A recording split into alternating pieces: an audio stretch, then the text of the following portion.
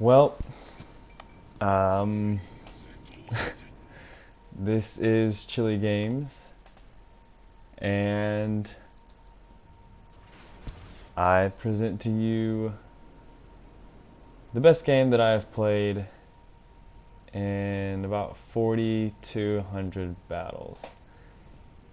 Right around 400 games in the Mogami, and I've had maybe 3 games that were even remotely close to this, and even then,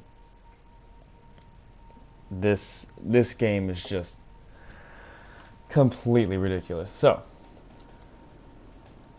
I guess I'm going to go over my build because I didn't record that part, but using the Atago commander, all offensive perks, beyond range, the arson is perked, maxing the high explosive fire chance out at 25%, which is ridiculous.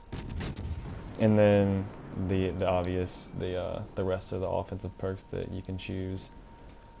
Inspirations are going to be Scott, and the reason why I choose Scott is because at these super long ranges like this, I want as many shells to hit and as many chances for that fire chance to hit, and I feel like it does a really good job. I mean, look at that dispersion there.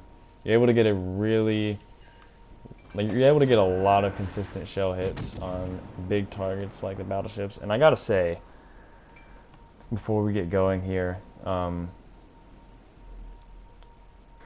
definitely there was a lot of luck in this game, and a lot of that comes down to just how the enemy team stayed alive long enough with enough health. Also, you'll see at the end of the game how our friendly Wichita stays alive at the end. And I don't know, literally everything went right this game. You see 3 shell hits there, 2 fires. Go ahead and lock onto the Jean Bart because I know I was going to be burning.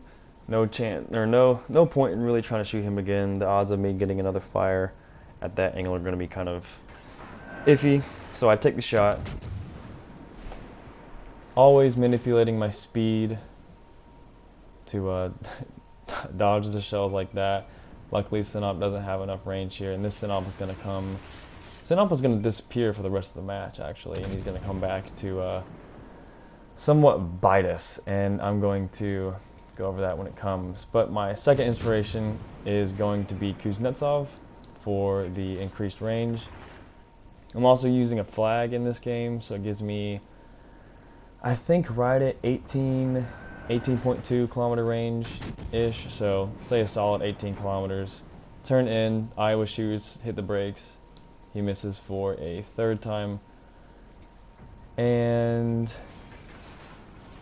I would like to consider myself a pretty good dodger, I would say, I guess, in this ship, and that's the biggest thing with the Mogami is it's pretty lightly armored, and the arsonist perk, while it gives you all these buffs for your guns, also gives you a triple fire and 1 salvo on that Jean Bart. Unfortunately, he has a damage con, so those aren't going to burn. It also gives you the arsonist perk.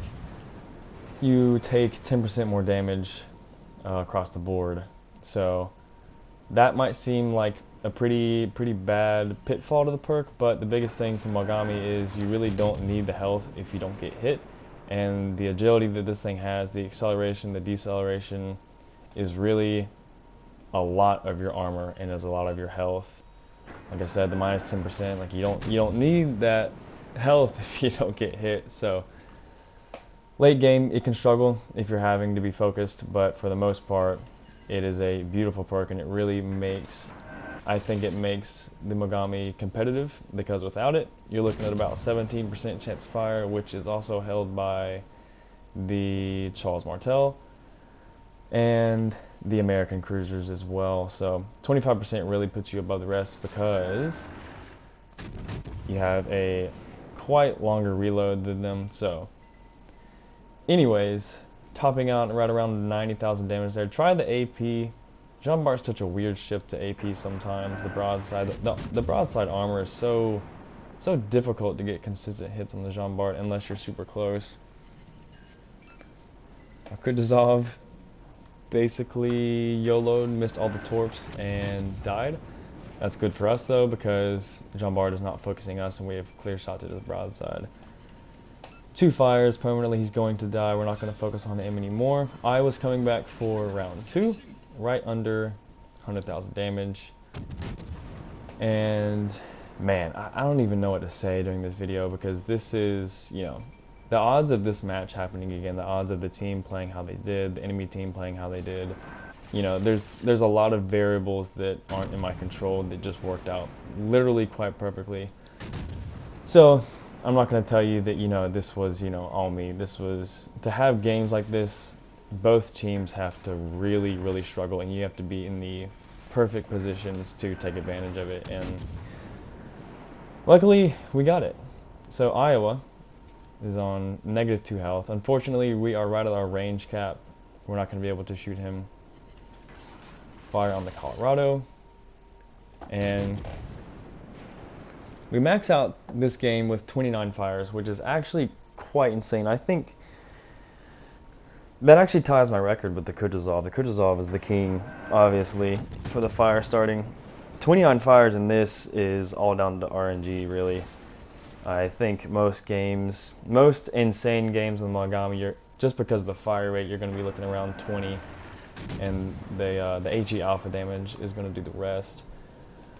But I feel like every time we shot at somebody, I was getting fire, and every time they damaged con, I was following up with a double fire or something like that. 2 fires on the Jean Bart there. He's going to use his damage con for that. Pick up the Witherer just about 7 minutes in.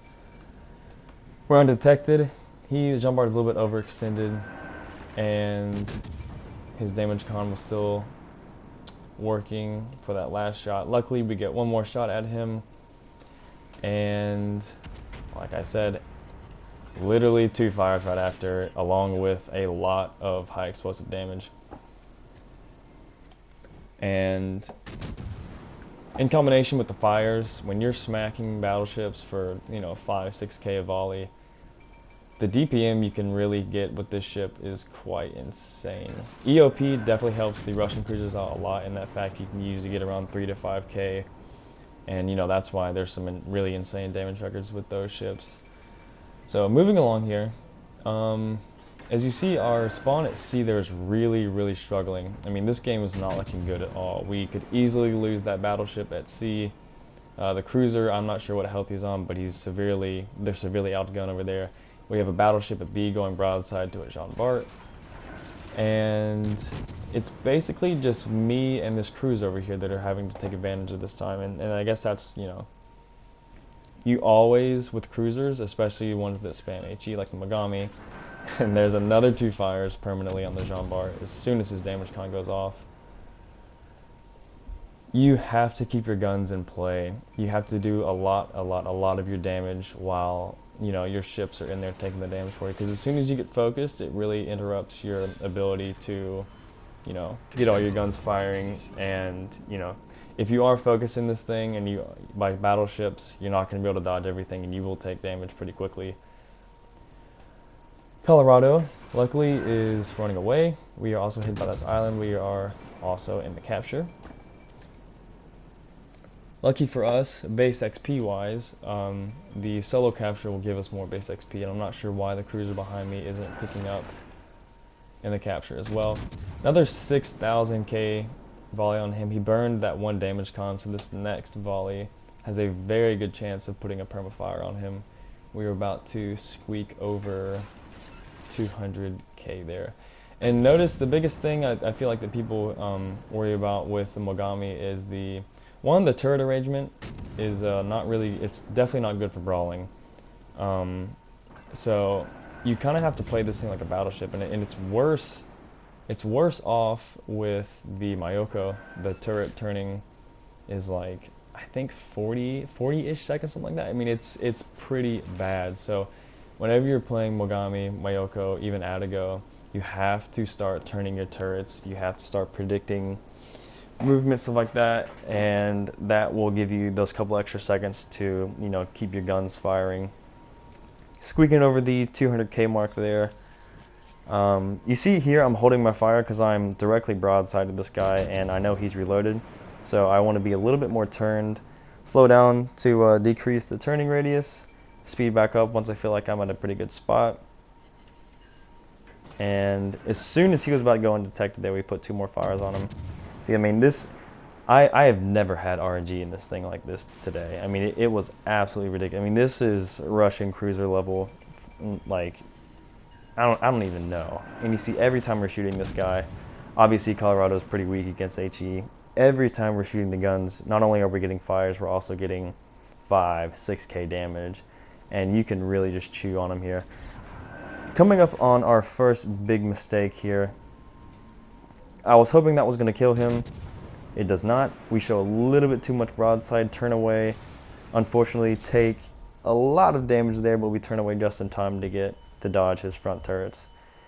Kill him here. Wichita is... I'm honestly not too sure why the Wichita is right there. He's severely low health. He should not have been there. But we'll take it because I just realized that that's a New Orleans on our team. New Orleans is doing the exact same thing, is running straight into a Wichita, a Hipper, and a Sinop. That Sinop, one of the guys that we shot at the beginning. 233,000 damage, and at this rate, 300k is entirely possible. The only thing that is going to inhibit us from hitting that is the Sinop and his damage control and his armor. Even with the 203 HE that the Mogami spits out, it is going to be very, very difficult to get any sort of like reliable pins on the Sinop. And in conjunction with his damage control, the fires aren't going to stick as long, and he's just going to be able to sit there. Get a nice little chunk there. Wichita is pretty scary. Right around 15,000 health for me to gain back. Torpedoes. Honestly, the biggest thing with the torpedoes with the Mogami is never try to force them. But, I mean, if you feel like there's a gap where you're going to get some people to go in there, just shoot them. If you need more, just turn the other way and launch the other set.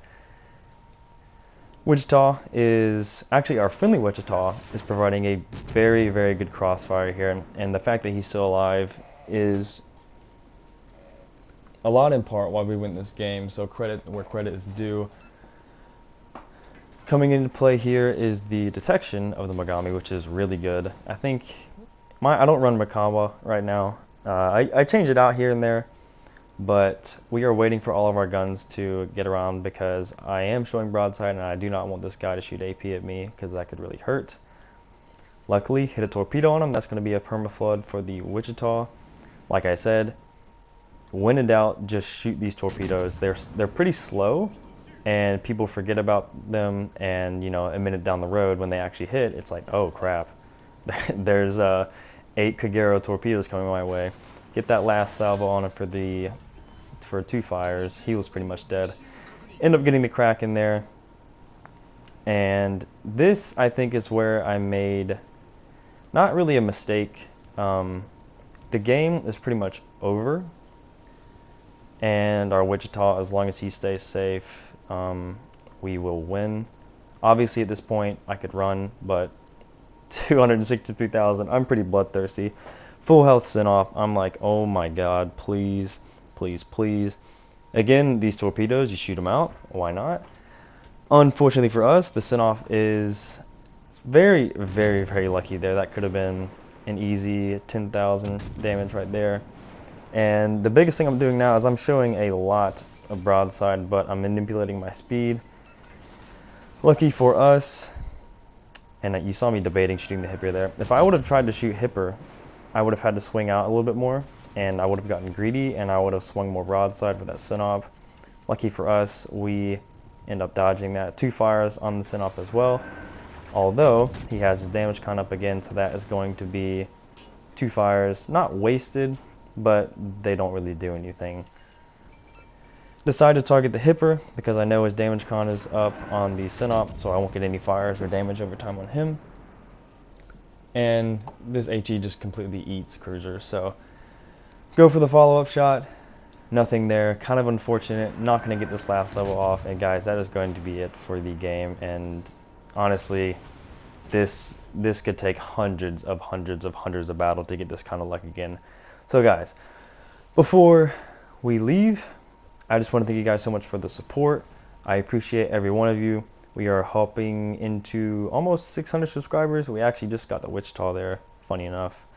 276,000 damage, and my favorite thing about it is the base XP. This is my highest base XP, premiums included, Kraken.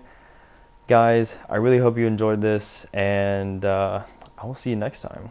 Peace out.